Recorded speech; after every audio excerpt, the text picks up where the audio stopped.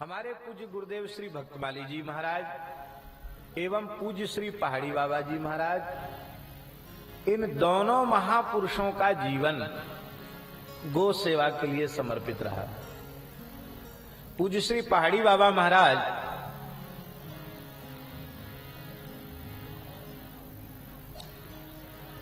नित्य अपने हाथ से गो सेवा करते थे। गोबर उठाने से लेकर सानी बनाना, धार काढ़ना, विद्यार्थियों का भी सहयोग लेते, पर स्वयं अपने हाथ से सेवा करते। स्वयं अपने हाथ से संपूर्ण जीवन उन्होंने सेवा की। हमें स्मरण आता है, एक बार पूज्य श्री पहाड़ी बाबा महाराज को, गुरुदेव को ज्वर हो गया।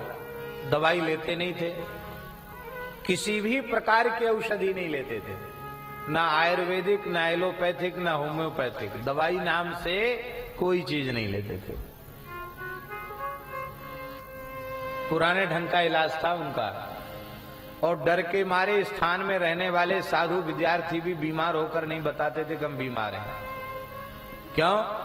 2 बार से 3 बार डोलाल चला गया तो भोजन बंद। कहते मरे खा के, ज्यादा खा लिया इसलिए बार बार जा रहा है। तो कुछ जाएगा ही नहीं, तो अपने आप सब ठीक हो जाएगा। और कहीं बुखार हो गया, क्या बात है भाई? बोले महाराज जी बुखार हो गया। अच्छा लाओ हाथ दिखा। ऐसे नाड़ी भी देखते थे। अरे हाँ, ज्वर की नाड़ी है। आंख को बंधन, ताप को लंघन। वाह, बहुत अच्छा। इसको केवल गर्म पानी पिलाओ, उबाल कर पानी पिलाओ और उसको लेटे रहने दो, कंबल उड़ा दो। खाने पीने को नहीं उठने देते। तो हमने यहां तक देखा कि बुखार चढ़ा हुआ है, फिर भी लोग हाथ मुंह धो के पंगत में बैठ जाते कि भोजन बंद हो जाए।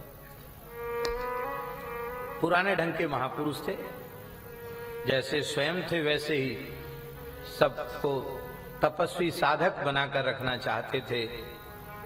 तो महाराज जी को बुखार तेज था, ठाकुर जी की सेवा में दास था। तो रात्रि को ठाकुर जी की ब्यारू गिलास दूध भोग लगा करके हम लाए। उनका महाराज जी दूध ले लीजिए। तो बोले उठा के बैठा दे। उठा के बिठाया, बहुत शरीर में ज्वर था। बोले इधर ला गिलास। लाया, दोनों हाथ से छूकर मस्तक लगाया, पी जा। हमने कहा महाराज जी आप फलाहार करते हैं, आज फलाहार भी नहीं किया, और थोड़ा दूध ले लीजिए। बकबक मत करो। महाराज जी थोड़ा दूध ले लीजिए। तो महाराज जी ने कहा आज मैंने गो सेवा नहीं की है, इसलिए मुझे दूध पीने का अधिकार नहीं। क्या कहा?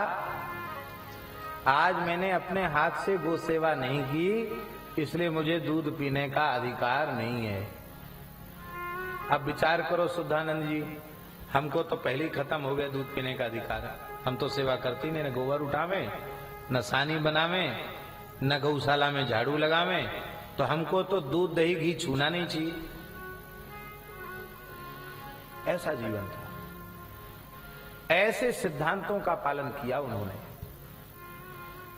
आज स्थिति यह है कि जिन आश्रमों में पूज्या भारतीय वेद लक्षणा गोमाताएं विराजती हैं, दूध आदि होता है, वहां दूध पीने के लिए तो महाराज जी सब तैयार हैं, पर सेवा करने के लिए तनख्वाह देकर ग्वारिया रखना पड़ता है।